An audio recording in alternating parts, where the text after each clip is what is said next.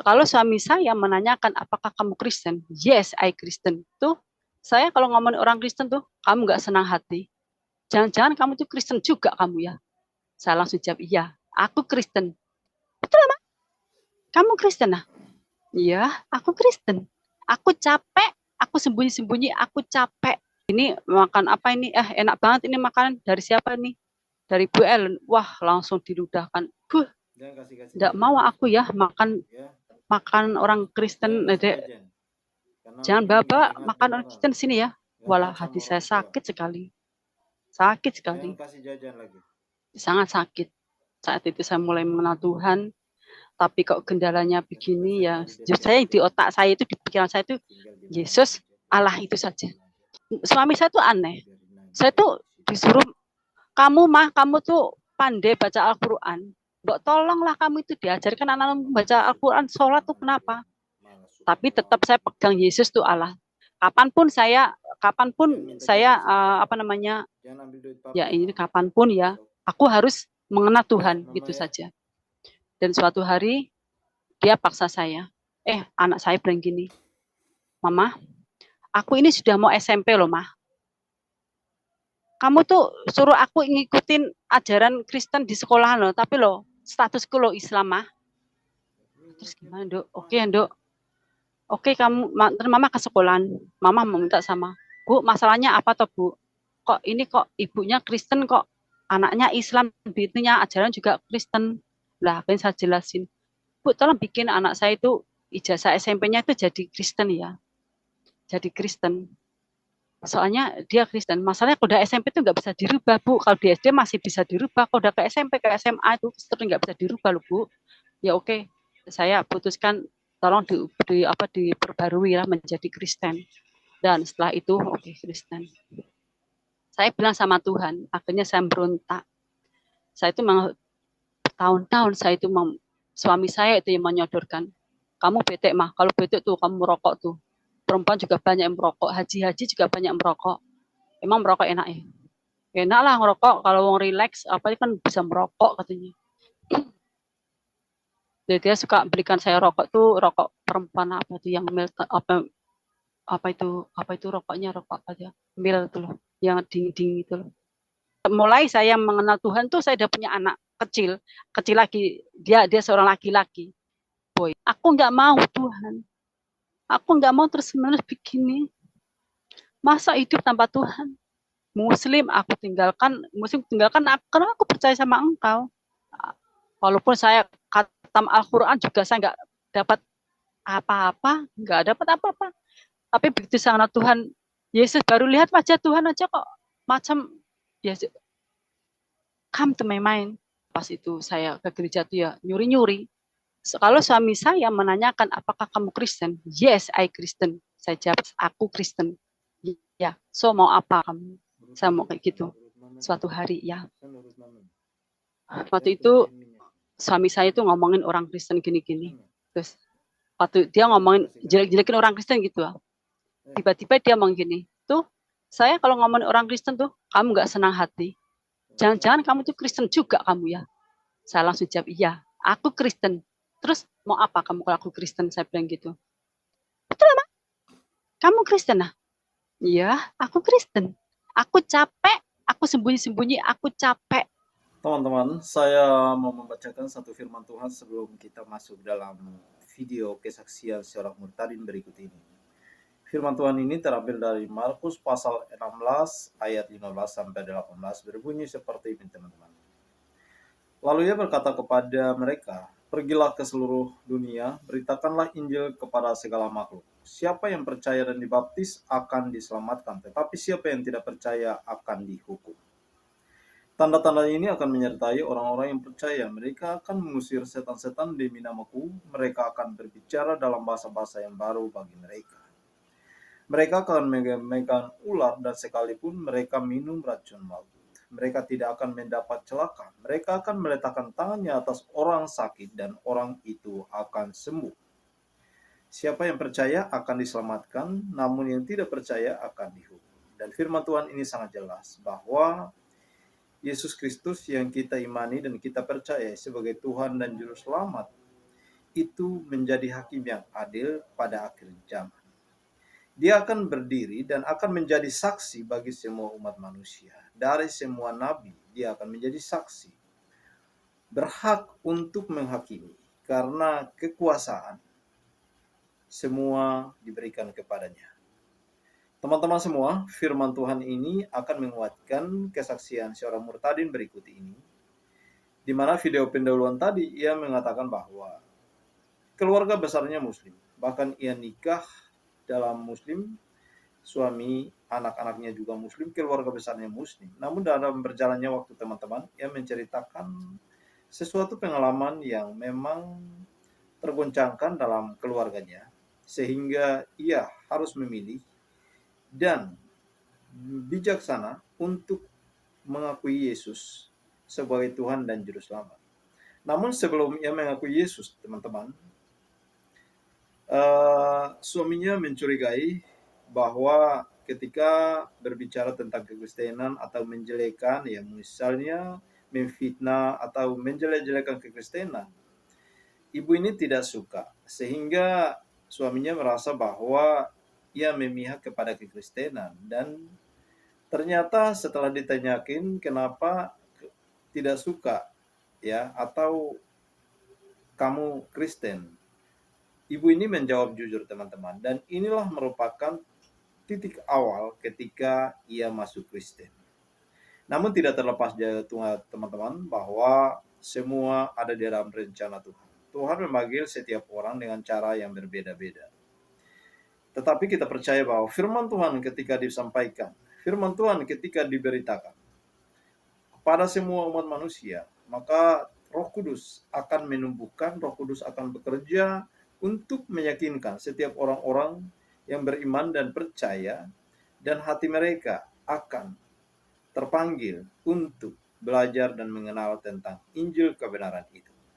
Langsung teman-teman kita simak dulu video kesaksian murtadin berikut ini. Yang berpikir kok manusia kok bisa menebus dosa manusia, mustahil, saya bilang gitu. Dalam hati itu, terus ya karena perkataan itulah ya Tuhan pasti pegang perkataan saya itu. Dan lagi datang ke lain tempat juga sama ke teman saya yang lain. Lagi-lagi saya tengok ini orang itu. Ya saya pikir nggak percaya saya. Tuhan tetap Tuhan itu. Allahku di surga, gitu saja. Kalau Allah itu sifatnya nggak bisa dilihat manusia, gitu. Saya pikirnya begitu. Dan beriringnya waktu sampai saya sudah dewasa, dan ketika saya menikah, saya punya anak 3 ya saat itu. Saya mulai mengenal sosok Yesus dari tetangga saya sendiri, depan rumah itu. Saya datang ke rumah kawan saya itu, ya kawan dekat jadinya, apa namanya itu ya, tetangga lah, tapi ya menjadi sangat dekat gitu. Dia sangat senang sama anak-anak saya gitu. Dia sering panggil, diajak main gitu. Karena dia nggak punya anak kecil, anaknya sudah bujang-bujang. Dia senang main sama anak saya. Tiba-tiba anak saya itu bilang gini, Mama, aku tadi diajak doa sama Ibu Ellen. Diajak doa. Iya, diajak doa. Bu Ellen orangnya baik, Ma. Baik sekali. Ya, baik ya. Ya oke, yuk boleh main sana. Tak apa ya, Ma, kalau aku dipanggil Bu Ellen. Ya boleh, tak apa. Saya izinkan aja. Ya otomatis namanya anak dekat ya, saya juga dekat sama dia. Dan akhirnya saya tanya. Terus begitu saya datang ke rumah dia tuh, Mama Eka masuk. Ya, saya masuk. Dan pertama kali saya datang itu, terus saya tak lihat-lihat itu kok. Ada buku, ada Alkitab, ada apa namanya itu, buku apa rohani itu loh. Rohani apa itu, buku harian itu loh, buku bimbingan itu. So banyak buku gitulah. Saya ambil satu buku, buku rohani, saya tengok buku rohani, saya baca memang enak dibaca, cuma sepintas saja saya baca. Terus suatu hari dia suruh saya buka album. Ibu itu album saya coba buka aja, Sarah, itu album itu banyak album itu. Pas pertama saya buka album itu albumnya itu gambar Yesus tapi transparan, Cuma dari kepala sampai ke setengah badan itu putih. Ya otomatis saya tanya sama Ibu Helen. Karena di situ ada orang main basket ya, anak sekolah gitulah, student gitu, banyak sekali. Tapi di tengah picture itu ada foto Yesus.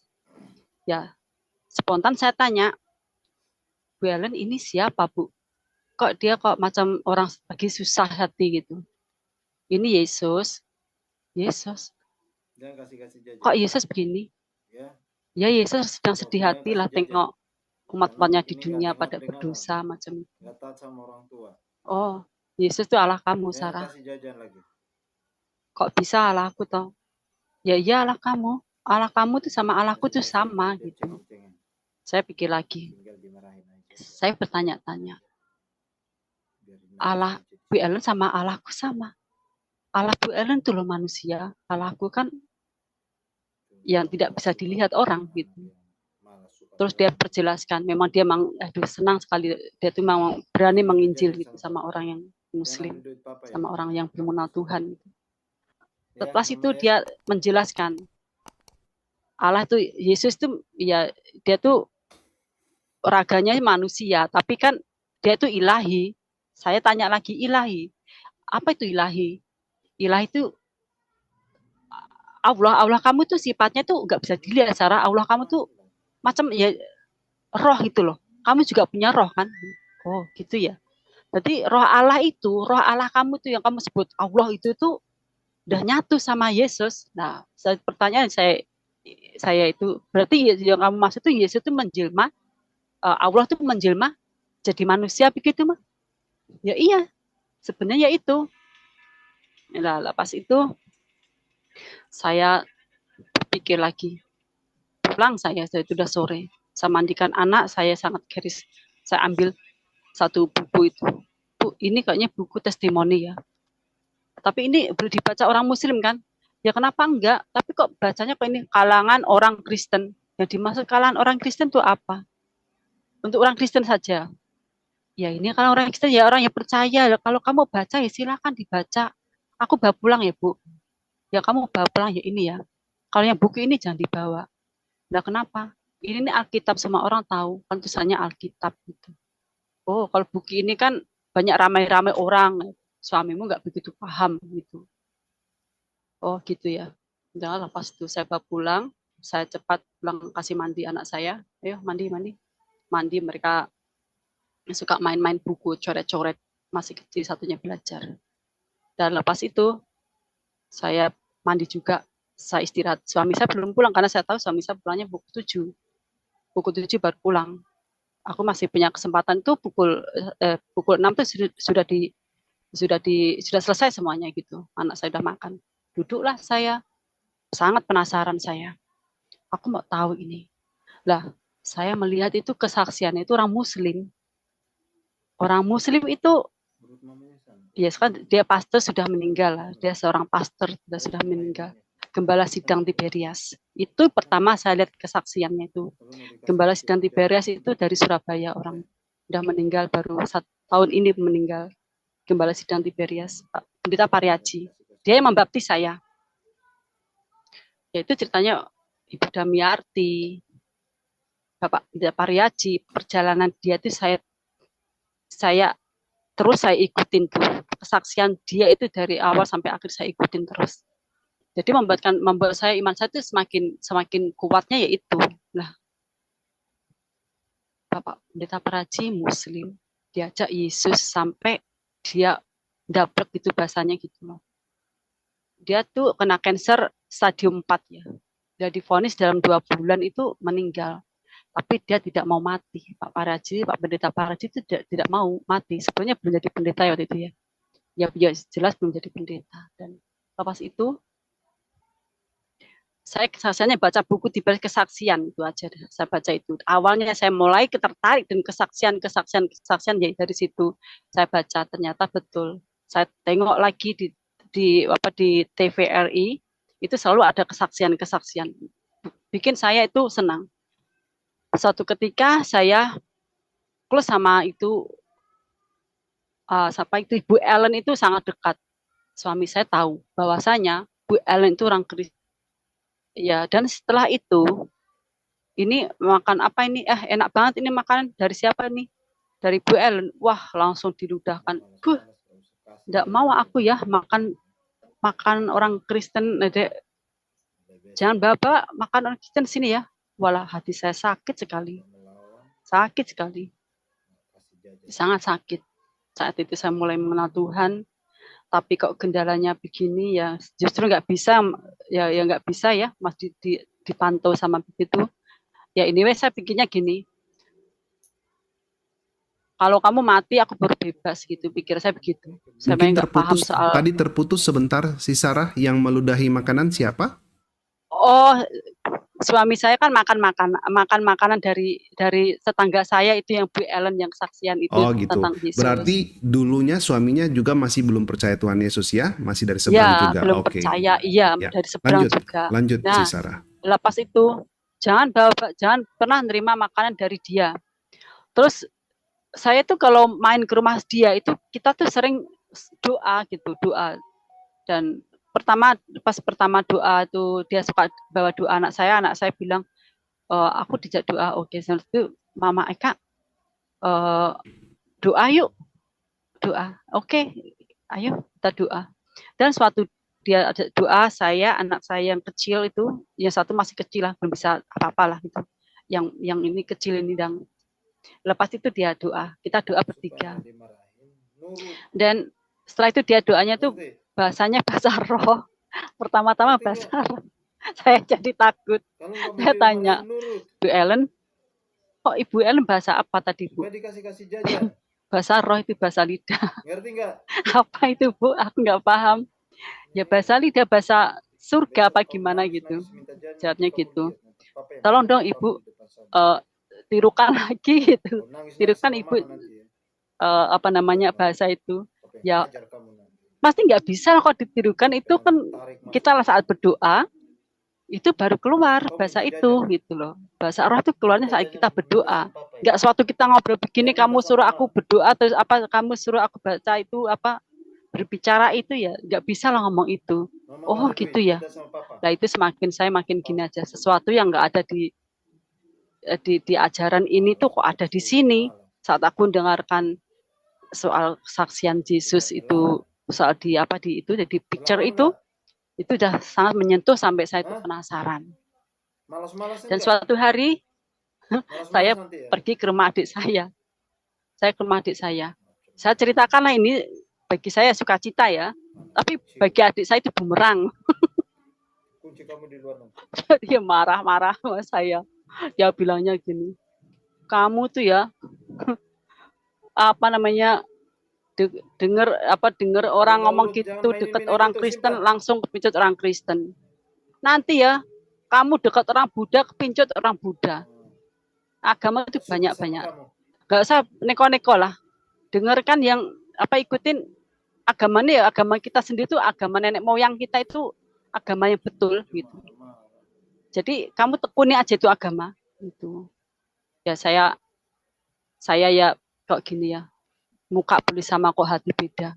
Kan dia itu kan saya sama dia kan saudara kembar itu kan saya. Dia itu kan saudara kembar. Saya pikirnya gitu. Nah, suatu hari saya nggak menyerah, saya bilang sama adik saya. Suatu hari beberapa bulan kemudian saya diajak pindah sama suami saya. Dan sambil ngomel-ngomel tuh mulutnya itu sampai dia mau menantang suaminya itu kawan saya itu. Lah, apa salahnya dia tidak tahu apa-apa kok mau dia ya kamu mau pindah ayo pindah, kita waktu itu masih ngontrak, kita masih baru ya. Terus kita diajak pindah, mah jangan lagi-lagi kamu kenal orang Kristen ya. Terus ya ini orang gimana toh, orang Kristen menyakitin juga apa dan mereka loh terang-terang baik kok kamu kok sibuk, emang kamu kenapa benci sama orang Kristen, kamu memang nggak punya teman Kristen, aku punya teman Kristen tapi mereka itu gak suka ngasut gitu. Lah aneh.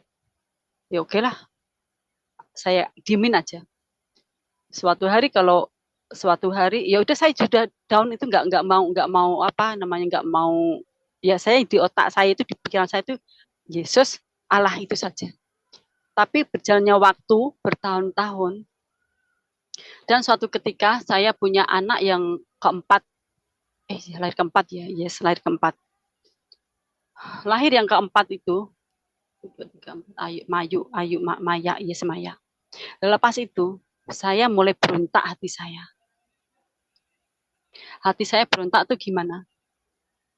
Waktu itu anak saya masih kecil, si Maya masih SD, saya berontak.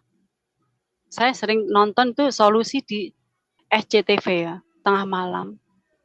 Saya itu, suami saya tuh aneh. Saya tuh disuruh, kamu tuh pandai baca Al-Quran. Mbok tolonglah kamu itu diajarkan anak-anak baca Al-Quran, sholat tuh kenapa? Loh, kamu aja nggak sholat kok. Kamu tuh pemberontak juga, orang nggak pernah sholat kok nyuruh-nyuruh ajarkan anakku sholat. Ya kalau aku, seenggaknya kalau aku nggak bisa, nggak mau, aku nggak sholat tuh bukan apa, karena aku memang nggak ada waktu katanya. Wah, sholat penyembah Tuhan kan nggak ada waktu. Kalau aku sama juga ada waktu, gitu kan, balik gitu kan. Jangan-jangan kamu masih terngiang sama kayak ya, sama temanmu itu yang apa itu pembawa sial lah apa gitu, bahasanya kasar lah, sorry. Kayak gitu. Walah, dibawa lagi. Kita sudah jauhan, udah selesai kontak lagi. Dah, lepas itu, hati saya ini mulai goyah. Tapi tetap saya pegang Yesus tuh Allah. Kapanpun saya kapanpun ya, aku harus mengenal Tuhan gitu saja. Dan suatu hari dia paksa saya, anak saya bilang gini, Mama, aku ini sudah mau SMP loh, Mah. Kamu tuh suruh aku ngikutin ajaran Kristen di sekolah loh, tapi loh statusku loh Islam, Mah. Terus gimana, Dok? Oke, Dok. Oke, Mama ke sekolahan. Mama mau minta sama, Bu, masalahnya apa toh, Bu? Kok ini kok ibunya Kristen kok anaknya Islam, begitu ajaran juga Kristen. Lah, akhirnya saya jelasin, Bu, tolong bikin anak saya itu ijazah SMP-nya itu jadi Kristen ya. Jadi Kristen. Soalnya dia Kristen. Masalahnya kalau udah SMP itu nggak bisa dirubah, Bu. Kalau di SD masih bisa dirubah. Kalau udah ke SMP, ke SMA itu terus nggak bisa dirubah loh, Bu. Ya oke. Saya putuskan tolong diperbarui lah menjadi Kristen. Dan setelah itu oke, Kristen. Saya bilang sama Tuhan, akhirnya saya berontak. Saya itu memang bertahun-tahun saya itu suami saya itu yang menyodorkan. Kamu betek, Mah. Kalau betek tuh kamu merokok tuh. Perempuan juga banyak yang merokok, haji juga banyak yang merokok. Emang merokok enak ya? Enak lah ngerokok, kalau mau relax, apa kan bisa merokok katanya. Jadi dia suka belikan saya rokok tuh, rokok perempuan apa tuh yang apa itu rokoknya, rokok apa ya? Mil itu loh, yang ding-ding itu loh.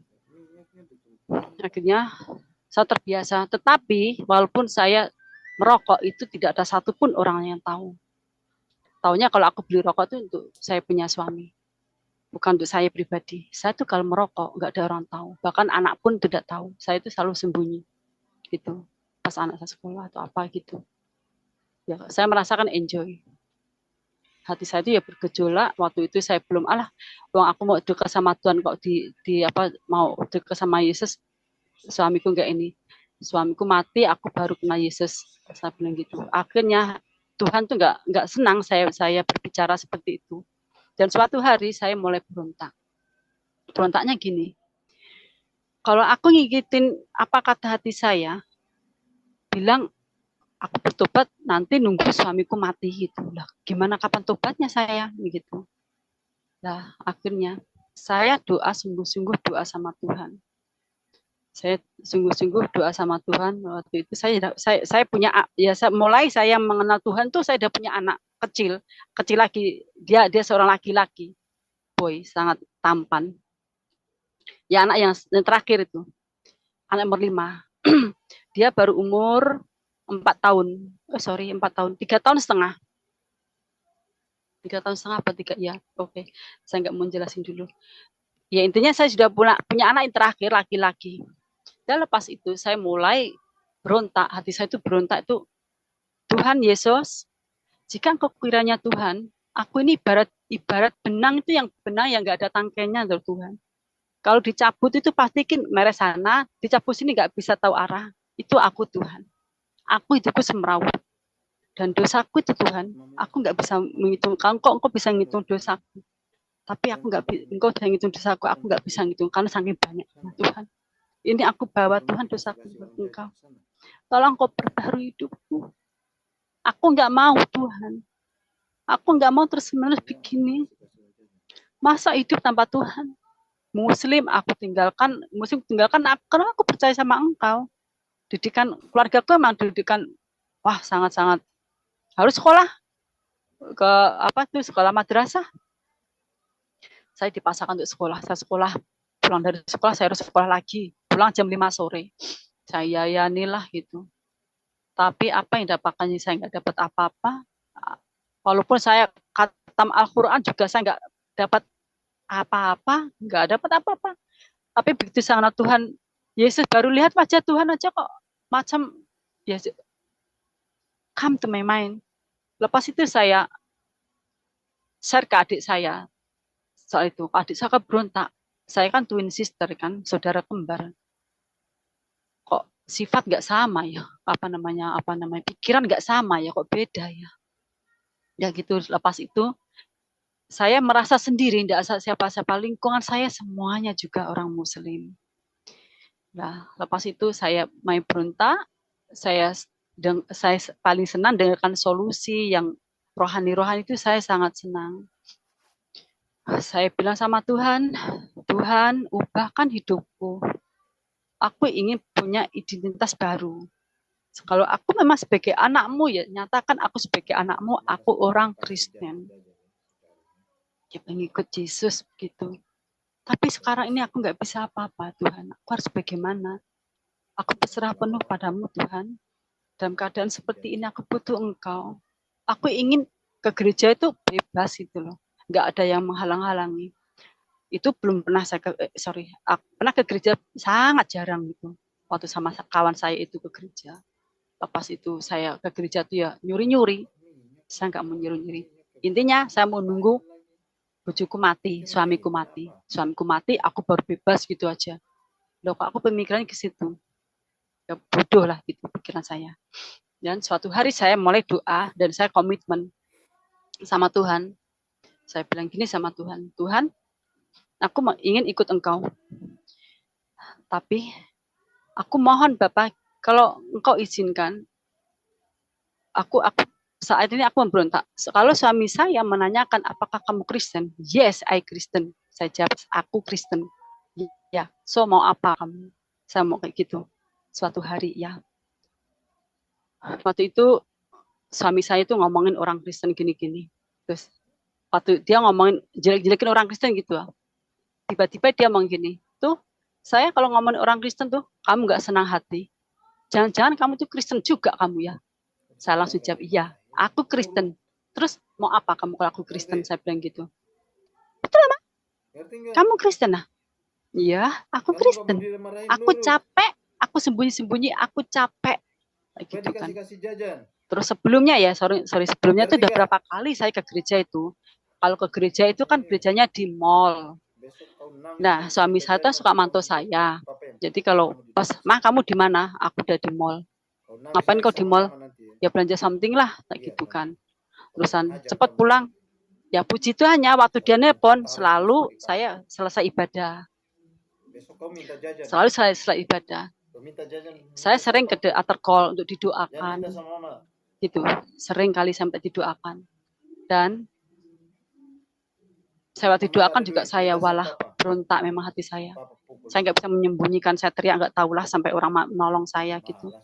Baliklah saya ke rumah gitu. Saya doa langsung, doa terus sama Tuhan, doa Tuhan. Aku ingin seperti burung terbang. Sampai anak saya itu loh komplain, mama, aku tuh capek diajak ke gereja yang anak kecil baru umur 3 tahun diajak ke gereja naik angkutan berapa kali transfer angkutan, nah, jauh lah di apa itu loh di bulak kapal sana di bulak kapal Bekasi itu di Metropolitan itu ke sana gereja kami itu. Kita bergereja di sana. Dan capek mama, kenapa sih mama nggak bawa papa? Papamu tuh belum Tuhan, makanya kamu doa supaya papa dijamah Tuhan gitu. Dan suatu hari saya berdoa terus. Mulai saya punya keberanian untuk menentang suami saya. Waktu suami saya bilang sama ngomongin orang Kristen tuh begini gini gini, tuh orang Kristen kemarin tuh jatuh dari sana no, dari apa tuh selamat aja apa yang apa tuh selamat. Pikirnya apa? Yesus Yesus Yesus apa dia Yesus itu yang apa menyelamatkan dia tuh. Pasti dianya begitu mikirnya. Wah, dia lihat muka saya nggak senang itu. Itu tuh kamu kalau aku ngomongin orang Kristen nah, wah, kamu langsung kebakar tuh ya. Jangan-jangan kamu tuh ikut Kristen ya. Kamu tuh orang Kristen ya. Lah emang betul aku orang Kristen. Emang apa kalau aku orang Kristen? Dari situ dia down. Dia down ngawasi saya terus. Dia ngawasin saya terus. Langsung dia telepon, saya punya keponakan, telepon saya punya brother, telepon saya apa saudara perempuan saya. Ya dia cuma jawab, ya dibelikan itulah ayat-ayat itu loh. Al-Quran itu dibelikan buku-buku ayat-ayat kecil tuh. Dia down, nggak mau apa. Terus, aku mau bawa kabur anakku. Aku mau bawa lari anakku gitu dia bilang. Mau bawa lari kemana? Mau aku titipin sama ibuku di Kalimantan, di Sumatera. Kamu kok bisa bawa anak saya ke sana? Lah, anak-anak saya kok nggak bisa? Apa alasan nggak bisa? Nggak mungkin kamu bisa bawa anak saya. Potong telinga saya kalau kamu bisa. Ya kenapa nggak bisa? Tuhanku yang menghalangi anakku dibawa ke sana. Tak gitu kan. Terus, oh Yesus itu ya? Ya Yesus. Ya iyalah siapa lagi? Mau Tuhanku dia kok. Tak gitu kan. Dia yang berkuasa. Dia yang punya, yang memegang hidup saya. Nah gitu. Terus sebelumnya itu juga kalau saya pergi gitu ke pasar kemana itu. Wah, waktu saya mau cari Alkitab saya, dia tahu itu Alkitab saya sembunyikan di itu di bawah kasur. Waktu itu saya buka, mana Alkitab aku? Kamu buang Alkitab aku, kamu buang. Ya, aku buang no, kayak empang sana aku buang. Dibuang betul dibuang. Anak saya punya kalung salib dibuang. Dia bongkar semua laci-laci dibongkar. Kalau menemukan sesuatu buku atau apa yang intinya itu terkait dengan Kristen itu dibuangin semua. Buangin semua sama dia. Sampai 2 minggu dia down. Dia rokok habis-habisan, rokok habis-habisan. Kamu jangan ke gereja ya mah ini hari Minggu. Ingat ya, kalau kamu ke gereja, tak pateni kamu, tak bunuh kamu gitu. Saya nganter dia lah, kalau dia mau berangkat kerja, saya nganter dia gitu. Enggak, jangan khawatir, aku enggak ke gereja gitu. Orang enggak ke gereja hari Minggu, emang gereja itu adanya hari Minggu saja, pikir saya begitu. Akhirnya saya cari setelah lari ke gereja pas hari Rabu di Wisma Dharma itu. Pagi-pagi saya sudah masak sarapan buat anak-anak saya, pergi saya ke sana. Saya berdoa dengan cucuran air mata. Dan Bapak Pendeta itu doakan saya dia tahu keluhan saya. Didoakan saya pulang beda sejahtera dan kekuatan gitu ya. Siapa yang mensupport saya, pelikut Tuhan, enggak saya sendiri. Saya bergumul sama Tuhan. Enggak ada saya orang Kristen pun dekat saya ya begitu-gitu aja gitu. Nah, saya kan beda, saya belum punya identitas baru gitu. Akhirnya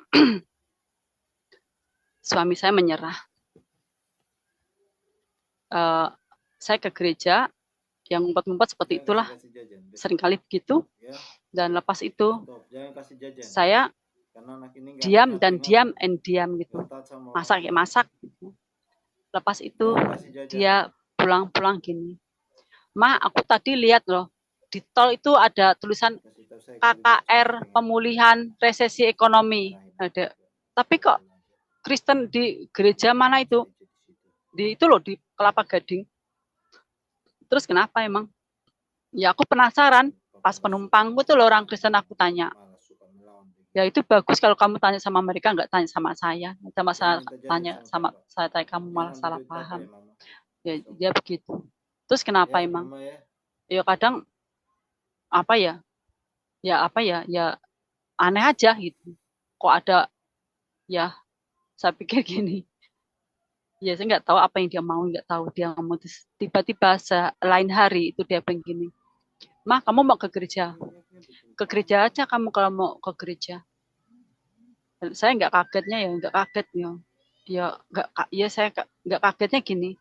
Jangan-jangan apa ini orang maunya? Saya itu takutnya bisa ke gereja dan suatu hari dia meninggalkan satu gimana pikiran saya gitu. Kamu ngomong apa? Coba jelasin. Kamu ngomong nggak jelas. Kok kamu nyuruh aku ke gereja kenapa? Lah mama kan pengennya ke gereja. Ya aku tak izinkan ke gereja. Saya nangis. Saya nangisnya, Tuhan, ternyata mujizat itu terjadi itu tidak bisa dibilang apa ya, kok bisa dengan seketika gitu loh. Dengan seketika dia bilang gitu. Ke gereja. Berarti aku sekarang ke gereja, boleh lah. Kenapa enggak ke gereja lah kamu? Ke gereja. Saya minta sama Tuhan, Tuhan aku ingin seperti burung terbang. Saya ingin bebas Tuhan ke gereja. Suka-suka aku gitu loh kalau ke gereja itu. Ini mau ke gereja aja dihalang-halangi. Keluarga aku nggak menghalangi, tapi suamiku menghalangi. Nah, pas itu saya ke gereja. Dia nggak ikut ke gereja. Dan suatu hari saya ke gereja lagi, saya nggak mau nyuruh. Saya taunya hanya doa. Saya ya bisanya itu hanya sebatas doa saja. Diizinkan ke gereja dah luar biasa bagi saya. Sangat luar biasa, mujizat lah. Doa saya selama 8 bulan itu terkabul. Doa puasa itu sangat terkabul gitu. Puji Tuhan ya itu.